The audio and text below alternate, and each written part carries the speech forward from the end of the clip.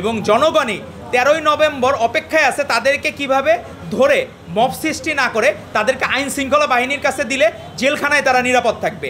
Fascist লীগের, আওয়ামী লীগের, ছাত্রলীগের, যুবলীগের ভাইরাস যাতে না ছড়ায় সেজন্য বাংলাদেশের মানুষ সতর্ক অবস্থানে থাকবে। আমরা দেখলাম 13 তারিখ ফ্যাসিস্ট লীগ তারা নাকি লকডাউন ডেকেছে। এটি হচ্ছে কি ফ্যাসিস্টের তালপাতার সেপাইদের একটা মিলন মেলা হওয়ার চেষ্টা করতেছে। কিন্তু বাংলাদেশের মানুষ লকডাউন শব্দটার সাথে পরিচিত, করোনা ভাইরাসকে কিভাবে আমরা লকডাউনে রাখবো এজন্য এই লকডাউন শব্দটার সাথে আমরা পরিচিত।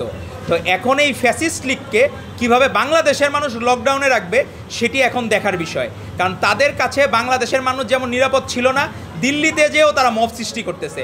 তো এদেরকে লকডাউনে রাখার সময় চলে আসছে। এদের লকডাউন মানে এদেরকে জেলখানায় রাখলে একটা লকডাউনে থাকলো যে তারা বাইরে এইসব মব সৃষ্টি করবে না বা এইসব অপপ্রচার করবে না। তাদের ন্যূনতম মানবিকতা বোধ নাই যে বাংলাদেশের মানুষকে সরি বলার ন্যূনতম তাদের ইচ্ছা নাই। কতখানি সাইকোলজিক্যালি ইমব্যালেন্স হইলে তারা এখনও পর্যন্ত গলা উঁচু করে কথা বলে। মানুষের মধ্যে ন্যূনতম মানবিকতা থাকলে তারা কিন্তু এইভাবে কথা বলতো না। কিন্তু সবসময় তারা যে উচ্চস্বরে উচ্চবাচ্য করে কথা বলে এটি বাংলাদেশের মানুষ ভালোভাবে নিচ্ছে না। এবং জনগণই 13ই নভেম্বর অপেক্ষায় আছে তাদেরকে কিভাবে ধরে মব সৃষ্টি না করে তাদেরকে আইন শৃঙ্খলা বাহিনীর কাছে দিলে জেলখানায় তারা নিরাপদ থাকবে। জেলখানায় লকডাউনে থাকলে বাংলাদেশের মানুষও নিরাপদ থাকবে, বিশ্বের মানুষও নিরাপদ থাকবে। এখন করোনাকে আমরা যেভাবে লকডাউনের মধ্যে করোনা ভাইরাস যাতে না ছড়ায়, তো এই ফ্যাসিস্ট লীগের, আওয়ামী লীগের, ছাত্রলীগের, যুবলীগের ভাইরাস যাতে না ছড়ায় সেজন্য বাংলাদেশের মানুষ সতর্ক অবস্থানে থাকবে। আর বাংলাদেশ জাতীয়তাবাদী ছাত্রদলের সাংগঠনিক অভিভাবক ভারপ্রাপ্ত চেয়ারম্যান জনাব তারেক রহমান কখনোই আমাদের মবকে উৎসাহ প্রদান করেন না। উনি চান আমরা যাতে আইনের প্রতি শ্রদ্ধাশীল থাকি। আমরা তাদেরকে কোনো জায়গায় যদি দেখি, কোনো জায়গায় পাওয়া যায়, সাথে সাথে আমরা আইন শৃঙ্খলা বাহিনীর কাছে তুলে দেব।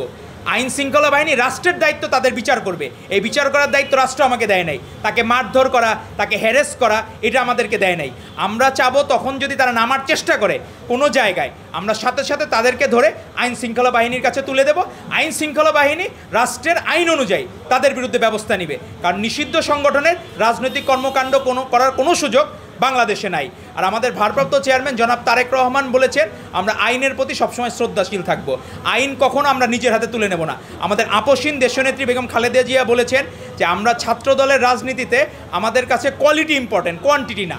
তো আমরা সেই ছাত্রদল সবসময় অতীতের ন্যায় ভ্যানগার্ড হিসাবে দায়িত্ব পালন করবে, কিন্তু রাষ্ট্রের প্রতি শ্রদ্ধাশীল থাকবে। এবং ভারপ্রাপ্ত চেয়ারম্যান জনাব তারেক রহমান যেভাবে আমাদের দিক নির্দেশনা দিয়েছেন সেইভাবে আমরা পরিচালিত হব ইনশাআল্লাহ। ধন্যবাদ আপনাকে।